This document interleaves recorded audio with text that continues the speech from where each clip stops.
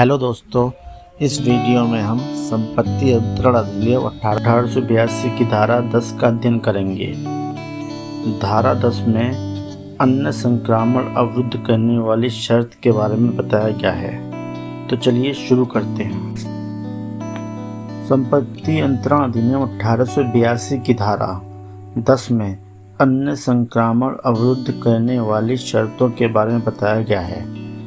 इस धारा को इस प्रकार स्पष्ट किया जा सकता है। नंबर 1, प्रावधान। धारा 10 कहती है कि यदि किसी संपत्ति का अंतरण किया जाए और उसमें यह शर्त लगा दी जाए कि अंतर्ती या उसका उत्तराधिकारी उस संपत्ति को भविष्य में पुनः अंतरित नहीं कर सकेगा, तो यह देखा जाएगा कि पुनः अंतरण को रोकने वाली शर्त पूर्ण है कि आंशिक है।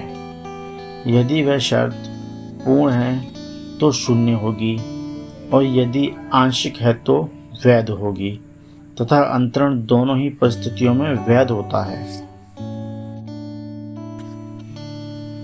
कौन सी शर्त पूर्ण एवं कौन सी शर्त आंशिक है, इसका निर्धारण कैसे करते हैं?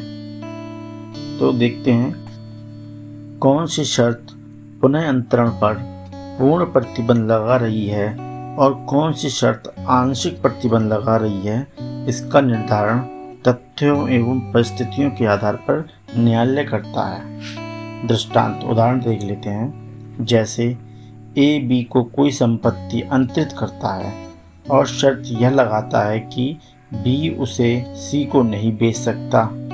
यह शर्त उस स्थिति में पूर्ण होगी जबकि उस भूभाग में केवल ए, बी और सी ही रहते हैं, जैसे कोई टापू। इसके अलावा यह शर्त उस परिस्थितियों में आंशिक होगी जब उस क्षेत्र में ए, बी, सी के अलावा अन्य लोग भी रहते हैं। इसके बाद एक्सेप्शन पर नज़र डाल लेते हैं। धारा 10 के निम्नलिखित अपवाद भी हैं। नंबर 1, पट्टा, लीज। पट्टे पर धारा 10 लागू नहीं होती है। वह पट्टा चाहे स्थायी हो या चाहे अस्थायी हो, अर्थात पट्टे के मामले में पट्टाकर्ता यह प्रतिबंध लगा सकता है कि पट्टेदार उस संपत्ति को आगे किसी और को पट्टे पर नहीं देगा। यह शर्त वैध होती है।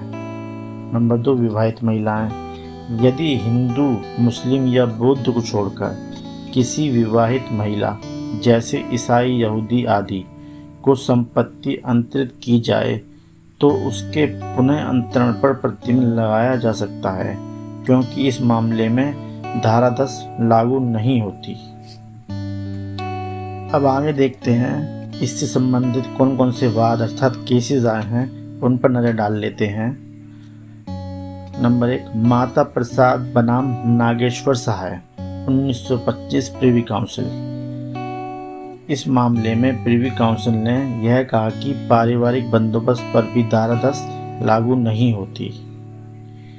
अगले वाद पर नजर डाल लेते हैं। रोशर बनाम रोशर। इस मामले में न्यायालय ने यह कहा कि यदि ए बी को कोई संपत्ति दान में देता है और शर्त यह लगाता है कि यदि वह सी के जीवन काल में उस संपत्ति को अंतरित करेगा तो सी उसे 5,000 रुपये में खरीदने का विकल्प रखेगी, जबकि संपत्ति की कीमत 1 लाख रुपये है, तो ऐसा प्रतिबंध असंक्रामण पर पूर्ण प्रतिबंध है और शून्य है, किंतु अंतरण वैध माना जाता है। इसका प्रभाव यह होगा कि बी को यह संपत्ति मिल जाएगी और बी जब चाहे तब जिसे को चाहे उसको इस संपत्ति को अंतरित कर सकता है।